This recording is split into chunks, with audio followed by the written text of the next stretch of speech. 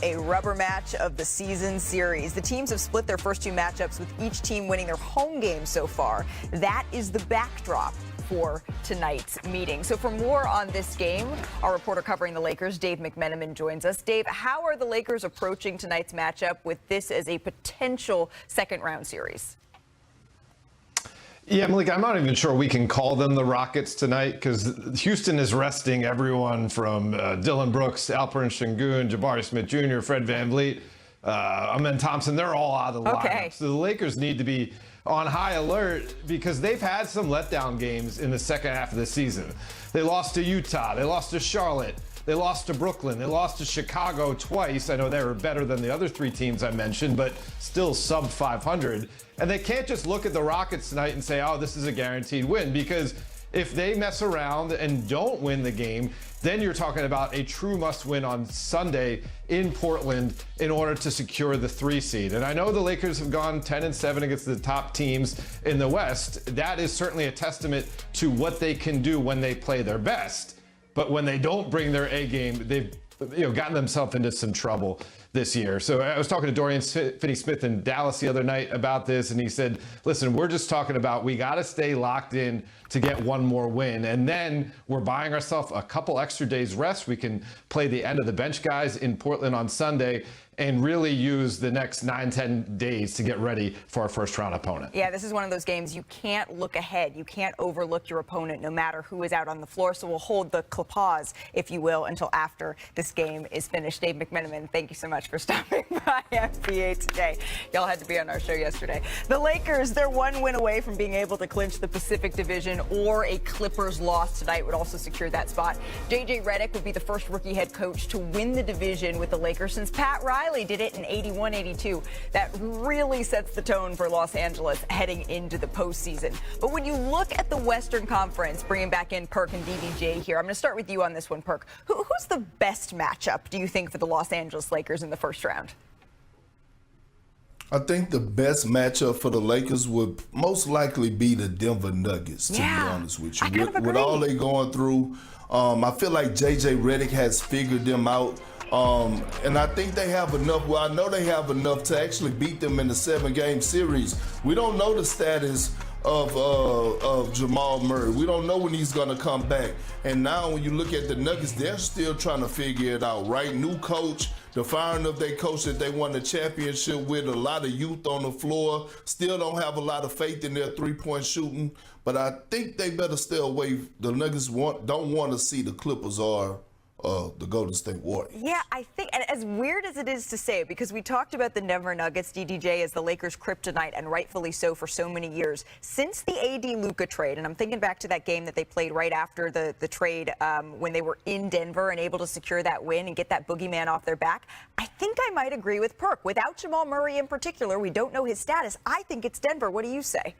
Unless it's the Grizzlies, but I don't think it's going to be the Grizzlies aren't going to make it that far. I would have to agree. I mean, I would say it's anybody except for the Clippers and the Golden State Warriors. Okay. You do not want to face them. I think that those teams match up well with the Lakers. I think they are not afraid to go into L.A. Of course, the Clippers are not afraid to go into L.A., but those teams are not afraid to come into crypto. I think those are bad matchups for the Lakers. But that leaves the Nuggets, which is a surprising thing for the Nuggets. When last time I was here, they had just beaten OKC. We were talking about the Nuggets as the second best team in the West and the most dangerous team against the Thunder. Now we're talking about them not being able to come out the first round against the Lakers. They have a new coach now. There's Jamal Murray being in flux. Jokic is still Jokic, but it's the way that they have fallen in this last month has been really shocking. And by no means are we saying this would be an easy series at all. Whenever Nikola Jokic is on the floor, this would be a brawl for it all. But when you look at the most likely outcomes, it seems to me that Denver is the one that the Lakers should want to face the most. It's all going to come down to Sunday, though. The final day of the regular season. Playoff positioning will be on the line. Huge games we have for you on ESPN. It starts at 1 o'clock Eastern with the Pistons and the Bucks, and then the Warriors host the Clippers. It could be a play-in or playoffs. That's what it comes down to in that game. Coverage shifts with NBA Countdown at noon Eastern, 9 a.m. Pacific. And of course, Giannis Antetokounmpo, who is in our doubleheader, is one of the faces of the globalization of the game. The NBA has leaned into partnerships around the world to help establish the Basketball Africa League in 2019. So for more on the merging of basketball and African culture, Chiney Ogwumike, the Pelicans. Milwaukee now won 6 straight games. Giannis had 28 points, 11 rebounds, 5 assists, and 0 turnovers. And then after the game, Giannis, he spoke about his recent success. Take a listen. I feel like I'm having fun. That's all. I feel like I'm having fun. You know, if I'm having fun, I'm competing, I'm in a good place. It doesn't matter how many minutes I play or what's in front of me. I just want to, have fun and compete.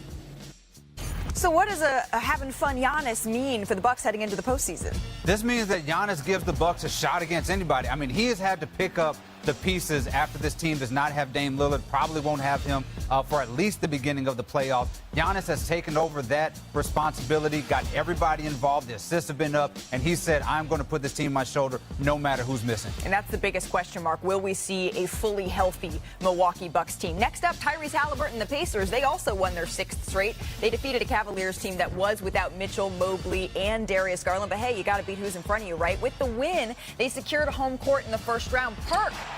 We're talking about Tyrese recording his 33rd 10-assist game this season. How much of a problem is this team going to be in the playoffs?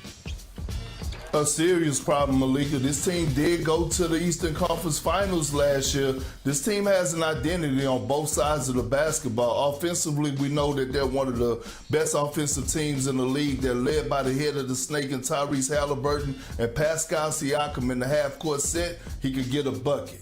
Well, the Pacers and Bucks, they're both playing their best basketball at the right time. They have an 85% chance again to run it back in the first round. Last year, the Pacers won their meeting in 6 games, but the Bucks have won 3 of their 4 meetings this season. So, Perk, in a 7-game series, who are you giving an edge to, the Bucks or the Pacers? Without Dame Lillard, we don't know what's his status. I give the slight edge to the Indiana Pacers, but I will say this, right? In my eyes, Giannis is the 2nd greatest power forward of all time behind Tim Duncan. Okay? In this been having, part that I've been seeing to Giannis' game, Malika, is that the assists, him being able to make guys around him better at a high rate. Every time I look up, Giannis is getting a triple-double. And so this is an opportunity for Giannis to go into this postseason and show the world that, hey, I'm Giannis Antetokounmpo. I'm still one of the best, if not the best players in the world. So when I look at Giannis, a happy Giannis, I will say this. Although I get a slight edge to the Pacers, I would not be surprised if it goes 7 games. Or Giannis is the best player in that series, and the Bucks pull it off. What it comes down to, in a lot of ways, is health for the Milwaukee Bucks. Unfortunately, we have not seen a healthy Milwaukee Bucks team in the playoffs for a couple of years now. Because what if I told you this? Since winning the championship, they have won only 1 playoff series. They do not want to have back-to-back-to-back first-round exits because larger conversations